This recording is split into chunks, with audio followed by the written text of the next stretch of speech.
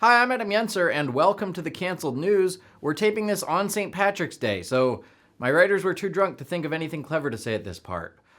Please be sure to like and subscribe, and come see me live next weekend in Ohio. I'll be at the Funny Farm in Youngstown and at Crackpots in Massillon, which a commenter told me is pronounced Maslin, not Massillon, as I said last week. So that's good to know. And if you live in the nearby cities of Cleveland or Pittsburgh, drive out to see the shows as well. I'd love to see you. Now here's what's in the news. This past Saturday, daylight savings time took effect, and everyone lost an hour of sleep. And after seeing this picture, Kanye West lost an entire night of sleep. This week, Jussie Smollett became the second famous Subway customer to be sentenced to jail. Jussie was placed in a psych ward in prison because he was deemed at risk for self-harm. His legal team claims he's not at risk for self-harm, even though he has written himself several threatening letters. Jussie's legal team also demanded that he be immediately released from prison due to the chance of catching COVID. But doctors say you're actually more likely to get sick walking 20 minutes in sub-zero temperatures to get a foot long. BLM is under scrutiny because they can't account for $60 million in donations they raised. Most likely, the Marxist group evenly redistributed the wealth between Patrisse Cullors' 4 houses. I'm kidding. I'm sure they did the right thing and put it towards the $2 billion in property damage they caused. Senator Mitt Romney accused Tulsi Gabbard of spreading Russian propaganda and treasonous lies on Twitter. Then they fought over the last box of Touch of Grey at CVS. USA Today has named Assistant Secretary of Health Rachel Levine one of its Women of the Year. Levine learned about the honor from the newspaper they hang above the urinal. Barack Obama announced that he's tested positive for COVID. Obama said that he has a scratchy throat and can no longer taste the dog he's eating. Kamala Harris's husband, second gentleman Doug Emhoff, has also tested positive for COVID. He's not experiencing symptoms, but to be safe, he's taking 4 years off of work. We have to interrupt the news for a second because we're getting a silver alert. There's apparently a confused elderly person on the loose. If you're out walking around or driving, keep your eyes out for that, and we'll try to get you some more details. A Florida man was arrested for masturbating in a Starbucks in Miami. Ew, that's so gross, said the guy pooping on the floor. 90 Day Fiancé star Ben Rathbun was arrested for drunk driving. Now that he's a drunk with a criminal record, all the other women on the show want him too. On Sunday, President Volodymyr Zelensky visited a hospital to take selfies with injured Ukrainian soldiers and hand out medals. And President Joe Biden visited a hospital to get his daily prostate check. New lockdowns are being enacted in China due to a COVID outbreak. According to official numbers from the Chinese government, this is the first COVID outbreak they've experienced.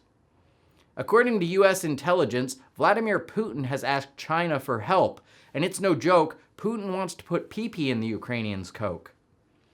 We have an update now on that silver alert with some more details. It's an elderly retired male with gray hair. He's reportedly very confused. His family is worried about him.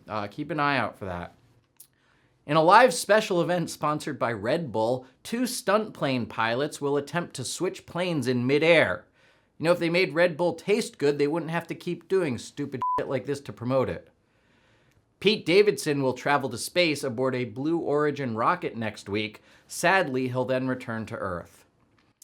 We now have some more details on that silver alert. The missing elderly person is a 44-year-old retired male who has wandered away from his family in an attempt to rejoin the NFL.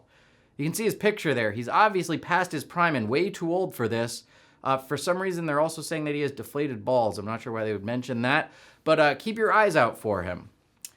In a bizarre story, a woman in Las Vegas met a random man on Plenty of Fish, then stabbed him during sex as revenge for the U.S. killing of Iranian General Soleimani. The victim is recovering and said he's just happy to match with someone who isn't fat or a single mom. To promote Paramount's new Halo series, Light Up Drones formed a giant 600-foot QR code in the sky over Austin, causing old people across Texas to ask if they could just have a paper menu instead. WWE Hall of Famer Scott Hall died this week at the age of 63. There were a lot of touching tributes on my Facebook feed, and it was very sad seeing how many of my adult friends still like pro wrestling. The Russian embassy retweeted Candace Owens for calling out the US's, quote, appalling treatment of Russians. In fact, they're being treated almost as poorly as guests on the Candace Owens Show. Nicolas Cage is receiving rave reviews for playing himself in a new comedy. It's called Face On, and in it, he just keeps his face on.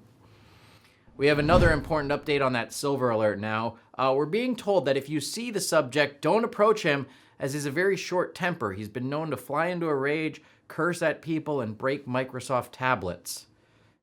A new study found that dancing is good for masculinity and helps men better understand their identity. The study was conducted by the Association to Turn Men Gay. Cat Williams had to end a show in Nashville in the middle of his set after the theater received a bomb threat. Apparently, Pete Davidson wanted to perform. This Thursday was St. Patrick's Day. To commemorate the holiday, Joe Biden reflected on the time he was arrested marching with St. Patrick. I have an alternate joke for that one as well. They wouldn't let me do this one on the B. This Thursday was St. Patrick's Day, which is a Catholic holiday commemorating when Jeremy Boring drove Patrick out of the Babylon Bee. We have one final update on that silver alert and the mental state he may be in. Thankfully, this quadragenarian does not have dementia. However, we're told if he plays again and takes one more hit, he definitely will.